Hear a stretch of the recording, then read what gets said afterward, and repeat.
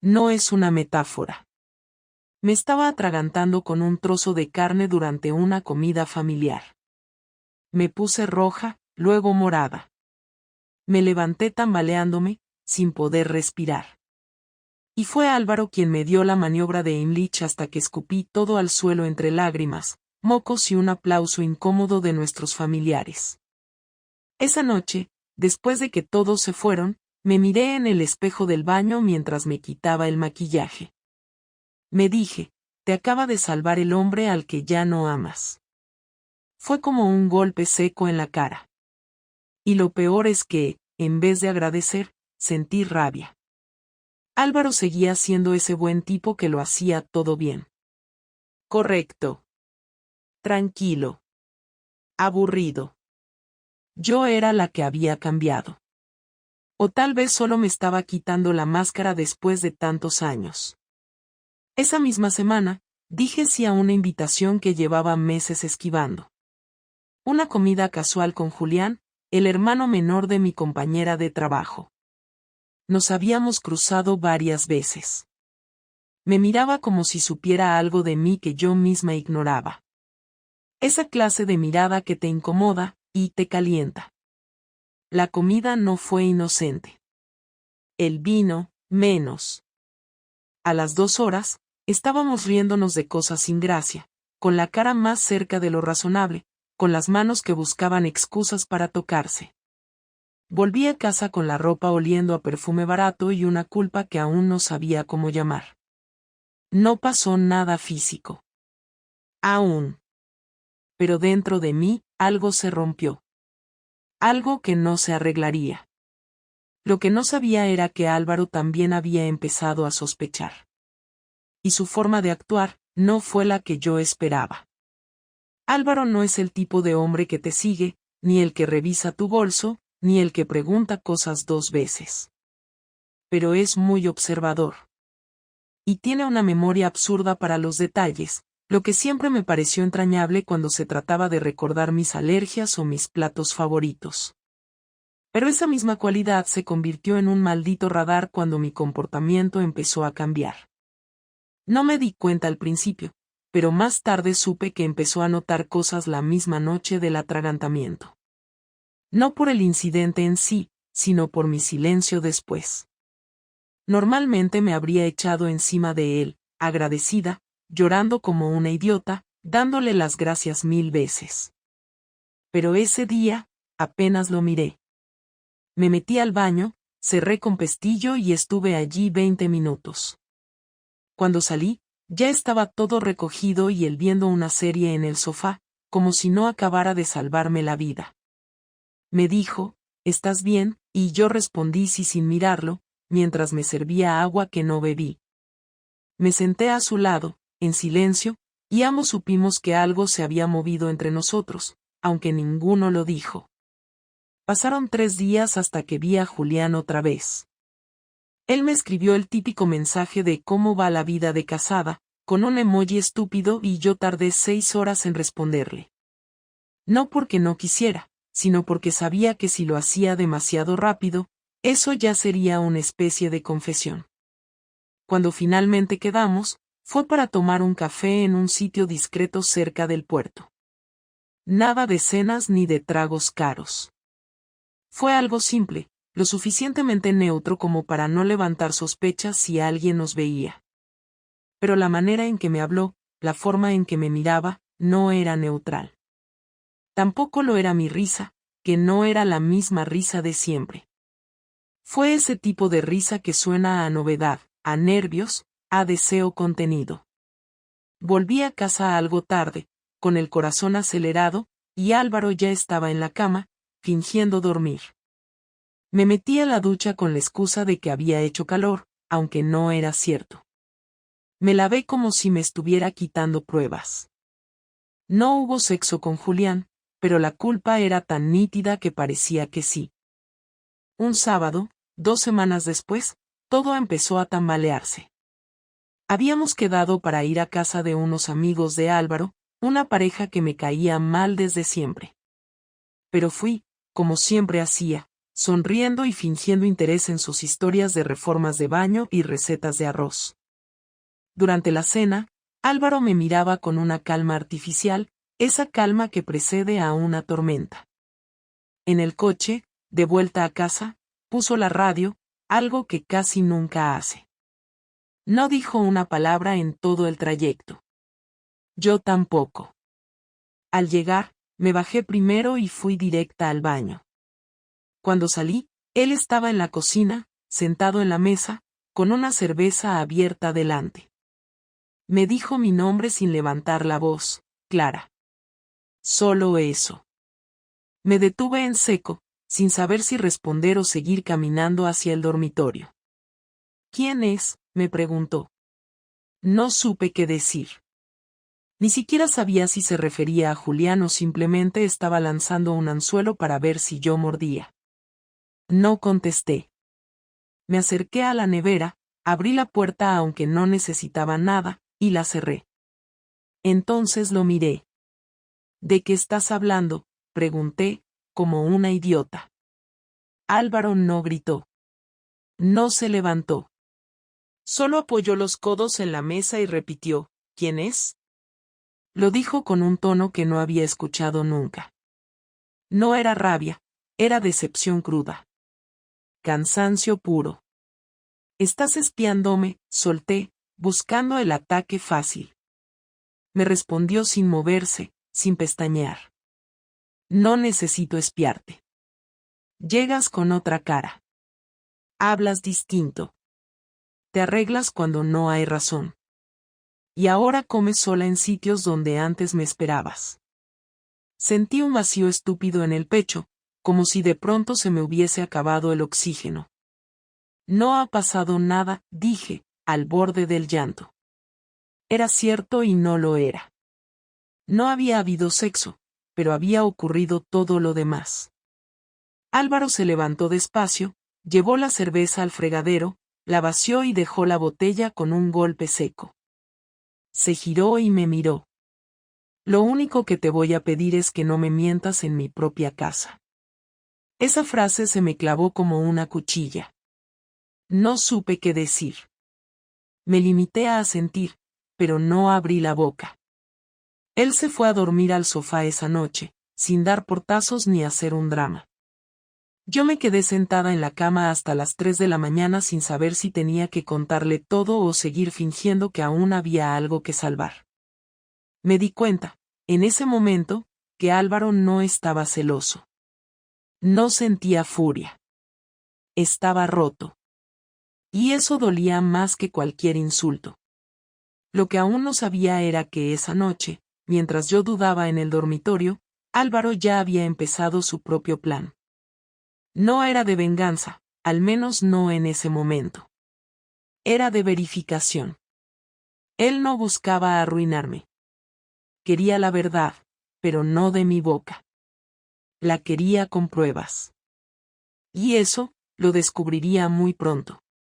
Todo empezó a ir más rápido de lo que imaginé. Álvaro no cambió radicalmente su actitud, no me gritó, no me echó de casa, pero eso no significaba calma. Era el tipo de silencio que pesa, que incomoda, que arrastra tensión cada vez que respirábamos en la misma habitación.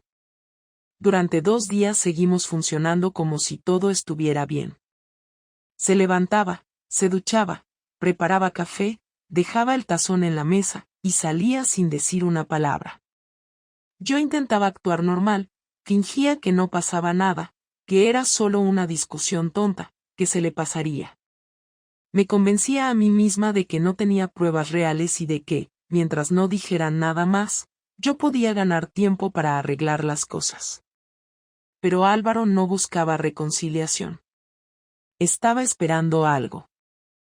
El martes, cuando regresé del trabajo, lo encontré en el comedor, con el portátil abierto, revisando unos papeles. Me saludó con un gesto de cabeza, sin levantar la vista. Fui a la cocina, abrí una cerveza, y me quedé apoyada en la encimera sin saber si acercarme o dejarlo solo. Entonces me dijo, mañana por la tarde no vengas directo a casa. Me sorprendió. ¿Por qué?, pregunté, sin saber si me hablaba como marido, como compañero o como enemigo. Tengo algo que hacer, y no quiero que estés, respondió sin rodeos. Le pregunté qué cosa, con un tono más seco del que pretendía. Cerró el portátil y me miró, serio. Vas a tener tu oportunidad de explicarte, Clara. Pero no será hoy. Esa noche dormimos en la misma cama, pero parecíamos dos desconocidos. No me tocó, no me dijo buenas noches, no se movió. Parecía una estatua, como si esperara que yo hiciera algo. No lo hice. Al día siguiente, cumplí con lo que pidió. Salí después del trabajo y me quedé dando vueltas por el centro, caminando sin rumbo, mirando escaparates sin prestar atención, con el estómago revuelto. Sentía que algo venía, pero no sabía qué. A las 8 recibí un mensaje de Álvaro, ya puedes volver. No había emoticonos, ni tono, ni nada. Solo esa frase. Volví a casa como si entrara en territorio enemigo. Al abrir la puerta, lo encontré sentado en el sofá, con una carpeta sobre la mesa. No dijo nada. Solo señaló la carpeta. Me acerqué, la tomé y la abrí. Dentro había fotografías. Eran de mí y de Julián. Caminando por la playa. Tomando café. Una donde me besaba en la mejilla. Otra en la que nos abrazábamos junto al coche. Eran recientes. Algunas incluso de días anteriores. Me quedé mirando las fotos sin decir nada, sintiendo cómo me ardía el cuello, cómo me temblaban las piernas. No pensé que llegarías a tanto, dijo sin levantar la voz. Podía entender que estuvieras aburrida, que tuvieras dudas, que nuestra rutina te agobiara, pero esto es otra cosa, Clara. Esto es una decisión. Tú elegiste esto. No supe qué decir. Cerré la carpeta, la puse sobre la mesa y me senté frente a él. No pasó nada más, dije, aunque no sabía si servía de algo. Álvaro rió, por primera vez en días. Una risa sin alegría, seca. No hace falta que me digas que no te acostaste con él. No me interesa. Lo que me duele no es el cuerpo. Es que me mentiste, que volviste a esta casa como si nada, que me mirabas a la cara mientras planeabas otras cosas. Intenté hablar, pero él levantó la mano. Quiero entender qué pasó. Solo eso. No quiero excusas. Quiero la verdad. Me quedé en silencio unos segundos. Pensé en negarlo todo, en decir que eran solo abrazos de amigos, que la cámara podía engañar, que no significaba nada. Pero ya no tenía sentido. Me sentía vacía, solté, y enseguida supe que sonaba patético. Últimamente no hablábamos, no hacíamos nada juntos, no me mirabas, no me tocabas. Álvaro asintió, sin sorprenderse. ¿Y eso justifica lo que hiciste? No respondí. ¿Por qué no me lo dijiste antes? ¿Por qué no hablaste conmigo? ¿Por qué tenías que irte con otro para darte cuenta de que estabas mal? Porque tenía miedo, dije. Miedo de hablarlo y darme cuenta de que ya no me querías. Miedo de que, si te lo decía, solo confirmaría que nuestro matrimonio estaba muerto. Álvaro me miró en silencio. Se levantó y caminó hacia la ventana. No está muerto, Clara. Pero ahora está contaminado. Y no sé si quiero salvarlo. Me acerqué a él, despacio. No sé qué me pasó, Álvaro. Fue como si de pronto necesitara saber que todavía podía gustar, que alguien podía mirarme y querer estar conmigo. Él giró la cabeza, con una expresión que no supe leer. ¿Y yo qué era? ¿Un mueble más? ¿Un vecino con anillo? Me dolió escucharlo así. Intenté tocarle el brazo, pero se apartó.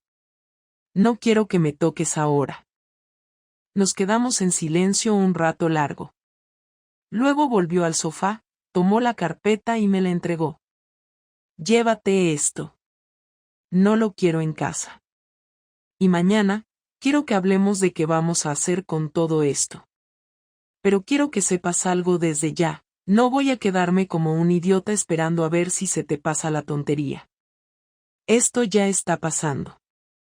Yo voy a tomar decisiones, con o sin tu opinión. Me limité a asentir. Sabía que esa noche había perdido mucho más que la confianza de Álvaro. Había perdido el derecho a que él me creyera de nuevo. Álvaro no mencionó nada durante los días siguientes. No volvió a mostrar enojo, ni me lanzó reproches, ni siquiera me pidió explicaciones adicionales. Pero su silencio ya no era el mismo. Era un silencio de estrategia. Hacía cosas que antes no hacía. Empezó a salir más tarde del trabajo, llegaba con ropa cambiada, con el pelo húmedo como si se hubiera duchado en otro lugar, y no respondía si preguntaba dónde había estado. Un viernes llegó a casa a medianoche.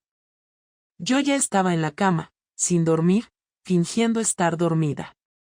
Lo escuché abrir la puerta con calma, dejar las llaves en la encimera, tomar un vaso de agua y caminar hasta el baño. Tardó 10 minutos dentro, luego entró al dormitorio, se quitó los zapatos en silencio y se metió en la cama sin tocarme. Al día siguiente, actuó con una normalidad que daba miedo. Desayunó, lavó los platos y salió sin decir a dónde iba.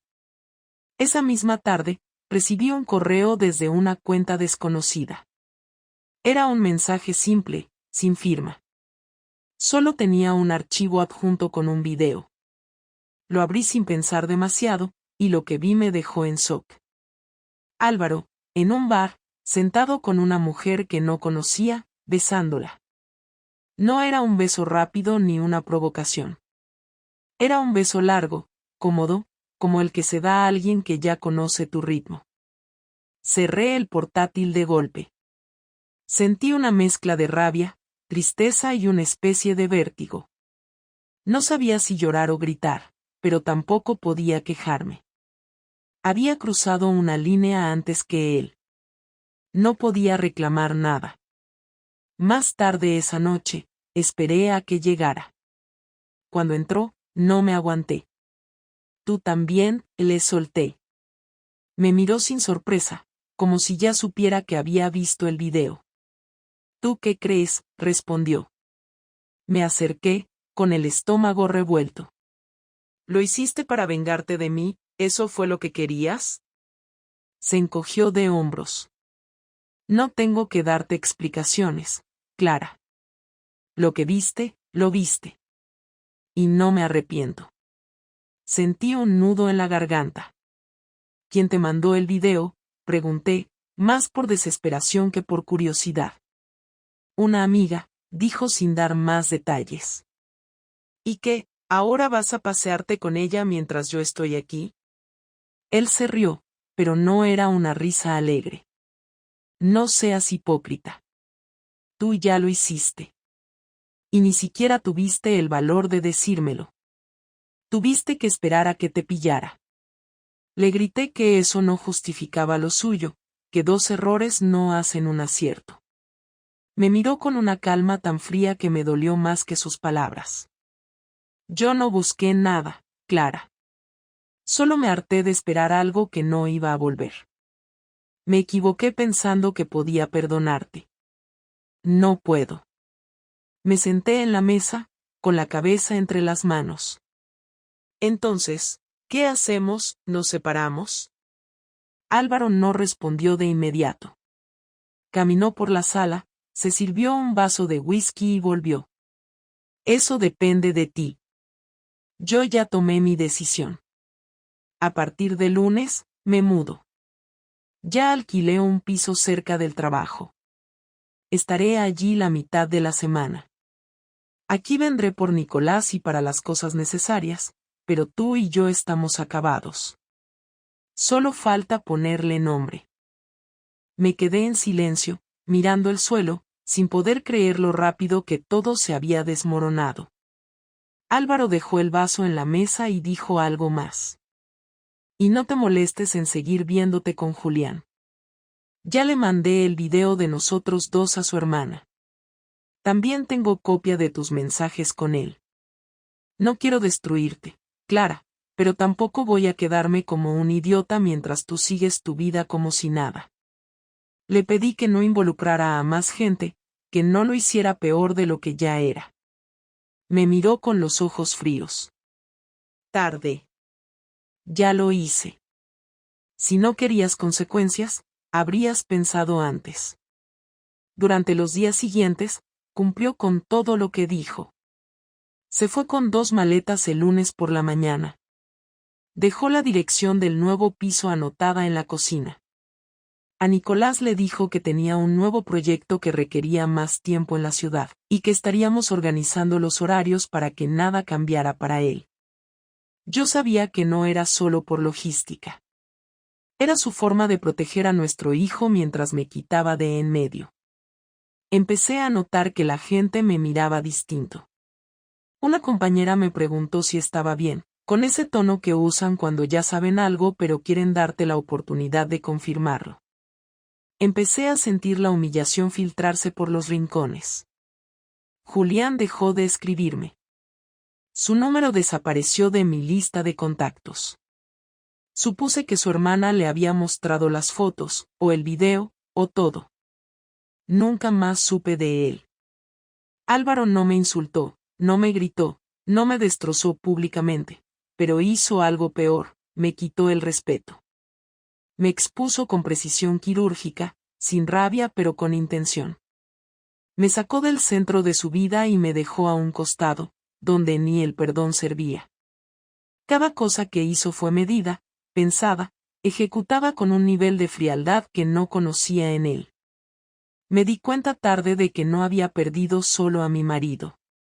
Había perdido a alguien que me conocía tan bien, que supo exactamente cómo destruirme sin levantar la voz. Pasaron 5 días desde que Álvaro se fue de casa. Nicolás seguía su rutina sin hacer demasiadas preguntas, y yo me esforzaba por parecer estable frente a él, pero en cuanto cerraba la puerta de su habitación por las noches, mi cuerpo se convertía en una masa inerte sin dirección. No comía, no dormía, y cada cosa en la casa me parecía una condena silenciosa. Los vasos que él usaba, el espacio vacío en el armario, el silencio de la cafetera que ya no preparaba 2 tazas. Pensé en llamarlo varias veces, pero no lo hice. Sabía que no estaba lista para tener esa conversación, la definitiva, la que pondría el punto final a nuestra historia o lo cambiaría todo para siempre. Fue él quien finalmente me escribió. Pasaré el sábado a las 7. Nicolás estará con mis padres. Tenemos que hablar. A las 7 en punto escuché su coche aparcar. Me había duchado 2 veces ese día, había cambiado las sábanas, fregado el suelo, pero no era por él, era porque no sabía qué otra cosa hacer. Cuando entró, traía en la mano una carpeta. Se sentó en el comedor, igual que aquella vez con las fotos. Yo me quedé de pie unos segundos antes de sentarme frente a él. Nos miramos, sin hablar, y después de un largo silencio, fue él quien rompió el hielo. No vine a discutir, Clara. No estoy aquí para escuchar excusas ni para hablar del pasado. Solo quiero saber si esto va a terminar con dignidad o con resentimiento. Asentí, sin saber muy bien qué decir. Estaba tan nerviosa que sentía las manos entumecidas. No tengo nada que ocultar ya, dije. Y tampoco quiero seguir estirando algo que está roto. Él sacó unos papeles de la carpeta y los puso sobre la mesa. Hablé con un abogado. No quiero hacer de esto un drama. Ya sabes cómo funcionan las cosas. División de bienes, custodia compartida. Quiero que Nicolás tenga una vida estable, no una guerra entre sus padres. Tomé los papeles y empecé a leer. Todo estaba en orden. Limpio. Claro. Álvaro no pedía más de lo justo. No había ni una cláusula agresiva, ni una condición que me dejara en una posición imposible. Aún así, me costaba respirar mientras leía. ¿Esto es definitivo? Pregunté, aunque sabía la respuesta. Sí, dijo sin titubear. Y no es solo por lo que hiciste. Es por lo que ya no somos. Yo ya no te reconozco. Y creo que tú tampoco te reconoces a ti misma. Te perdiste en medio de tu propia insatisfacción, y no supiste cómo volver. Yo no quiero vivir con una versión de ti que ya no cree en lo que construimos. Me dolió escucharlo, pero no podía contradecirlo. Tenía razón. Había pasado meses queriendo llenar un vacío sin siquiera entender que lo causaba. Y cuando lo llené con algo externo, rompí lo único que había sido estable en mi vida. No tengo cómo justificarlo, Álvaro. No lo hice por maldad. Lo hice porque me sentía sola. Pero ahora entiendo que eso no era culpa tuya. No completamente. Yo también dejé de poner de mi parte hace mucho. No supe pedir ayuda. No supe hablarte.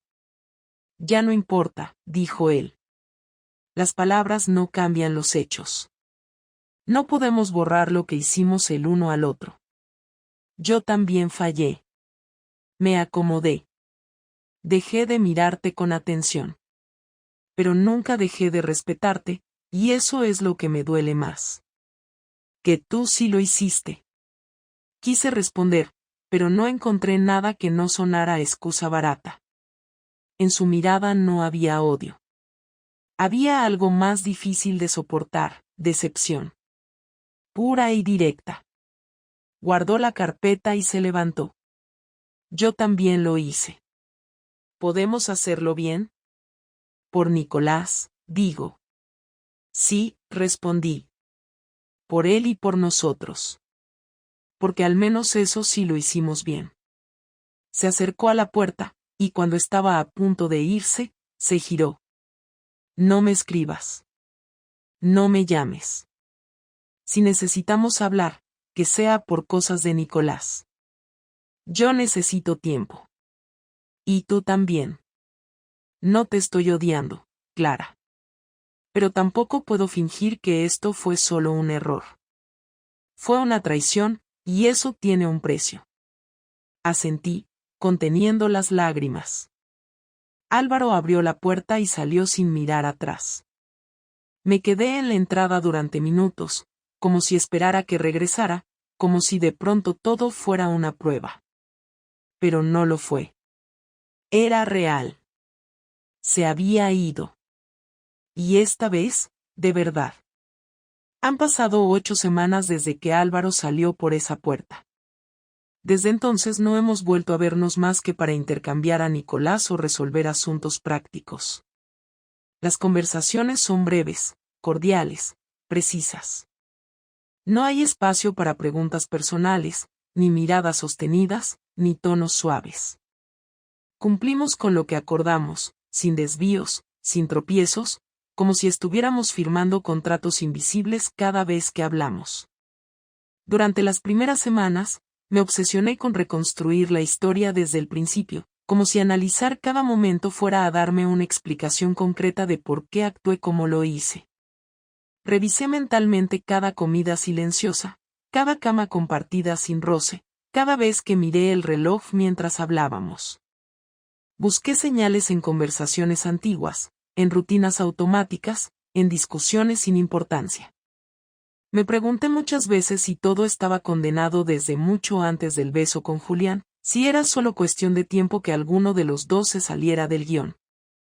Al principio sentía una especie de orgullo defensivo por haber sido honesta al final, por no haber ocultado más de lo que ya estaba roto. Me repetía que, en el fondo, no había cometido el peor de los actos, que todo podría haber sido peor. Pero esa justificación fue desapareciendo sola, porque no servía de nada. El daño ya estaba hecho. Lo que dolía no era solo el acto, sino lo que significaba, una ruptura con lo que yo misma decía valorar. No se trataba de Julián ni del deseo ni de la aventura. Se trataba de lo que dejé de cuidar. Y aunque me cueste aceptarlo, ese abandono empezó mucho antes de que Álvaro me dejara de mirar. Empezó cuando yo dejé de mirar también.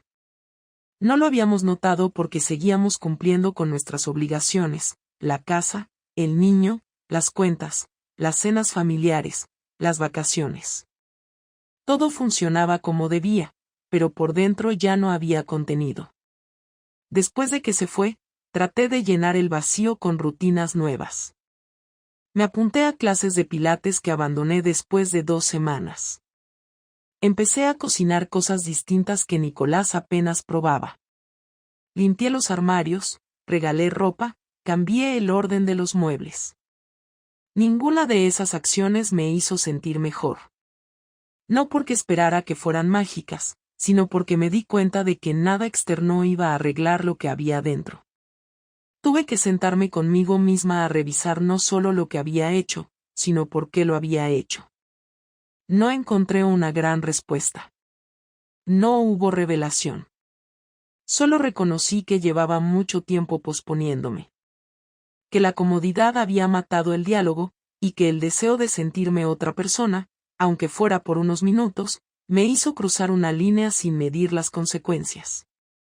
Ahora, cada vez que veo a Álvaro, me doy cuenta de lo claro que tiene todo. No está contento, no está feliz, pero se ve liviano. Como si la decisión que tomó le hubiera devuelto el control que perdió el día que encontró las fotos. No me odia, y eso me alivia, pero tampoco me tiene compasión, y eso me golpea.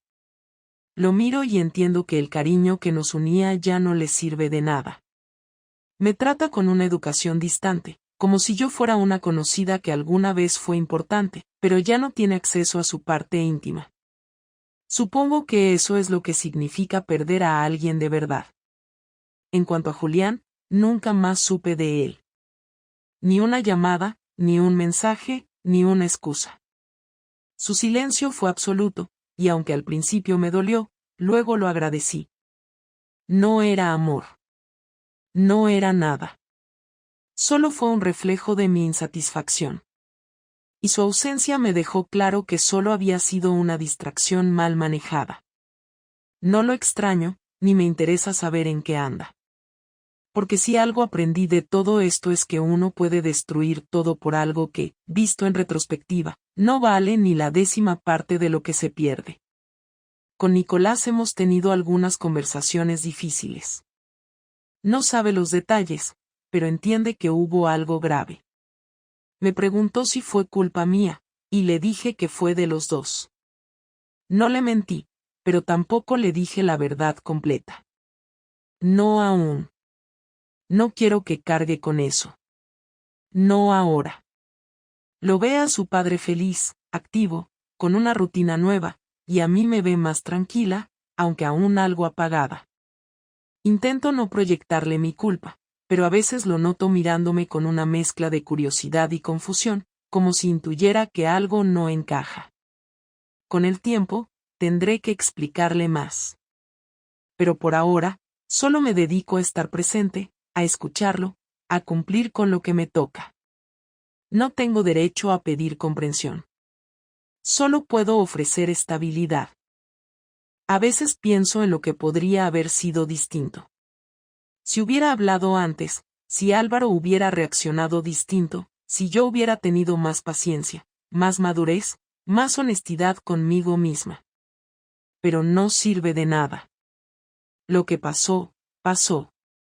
Hoy estoy sola, no por castigo, sino por resultado. Y en esa soledad, he encontrado algo que no esperaba, claridad. No tengo pareja, no tengo un plan definido, no tengo certeza sobre el futuro. Pero tengo algo que no tenía hace meses, una responsabilidad clara sobre mis actos. Y aunque duela, eso me hace sentir menos perdida. No sé si Álvaro algún día podrá verme sin ese filtro de decepción. No espero que vuelva, no me ilusiono con reconciliaciones. Pero sí espero que, con el tiempo, pueda recordar lo que fuimos con algo de cariño, sin rabia, sin resentimiento. Yo todavía lo respeto, incluso más que antes. Porque tuvo la entereza de enfrentar la traición con firmeza y dignidad, y eso, aunque me haya dolido, también me enseñó algo que necesitaba ver. No sé qué vendrá después. Solo sé que esta vez, lo que haga será con la conciencia de lo que cuesta equivocarse. Y esa lección, por dura que sea, ya no me la quita nadie.